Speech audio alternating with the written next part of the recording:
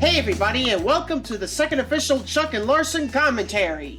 And this time we're only going to look at the full cartoon and not the work print that was seen in the talent show. And this was the hands down only cartoon to be released in 2020, while the other cartoons got delayed to next year, and one I am almost close to finishing. This will also be the last to start with the King Cartoon Man logo, because for the next cartoons, starting with Streaming Race, I'm going to be using Fake Life Productions, a new distribution logo so that King Cartoon Man would be less like a self-distribution entity and more like a production company. I had to film myself drawing Chuck because I wanted to establish that this is actually a live-action film with cartoon characters running around. Now, my skills in making a live-action hybrid movie is still primitive. The characters don't always move around with the live-action environments, and by that, I didn't have motion tracking at the time. So, the only thing I can do for the rest of the movies is that I would like to rotoscope the characters around the environments. I mean, it's not the best choice, but I've heard about rotoscoping before in my entire life. Okay, so this is the first piece of animation I've done for this movie. And I have got a great start with it. And I actually managed to get the smoothness of the movements right in the right position. And this is the first animation I've done where the character mixes with the live-action environment. I was also able to get the Photoshop sequences right, and that is the first for my cartoon. I started treating Photoshop like an animation software, and not just like a photo editing software. I would use it later in my other cartoons, such as Swimming Race, and the new film I started in production, Gift of the Holy Reptile.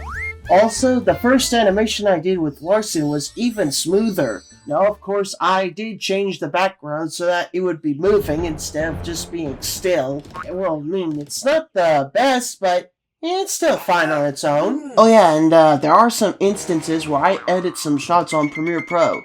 Now that's because I didn't fully know how to edit in Premiere Pro because I was still using iMovie at the time, but this will be the last, so for the next cartoons, it'll be fully edited on Premiere Pro.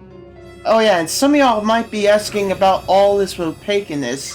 Well, that's the only flaw, and my art teacher noticed all this at the time, and she was like, Ashton, why can't you see those black lines? All these quote-unquote fur textures are opaque. Have you no shame? Do you even know what animal's fur looks like? And I was like, oh, please. I knew very well what animal's fur looks like. She did not take very kindly at the way I disrespected her at the time. Since then, I have become a master animator after I've learned what I have experienced on making a few cartoons. That, and I've learned a lesson on not to disrespect your teacher. So she was like, when you looked down and you were ignoring me when I was talking to you, that's very disrespectful. Now please, clean up all the opaque for the rest of the movie, and then the results will look much better, because we're gonna have critique on Friday. And since then, I took her advice seriously, and I decided to rework some of the animation in Swimming Race to make it look much better because the animation I've done from 2019 was sloppy. Especially for the early ones because for the rest of 2019, I had to make the animation extra smoother later on, and that was the result of the first animation of Chuck and Larson.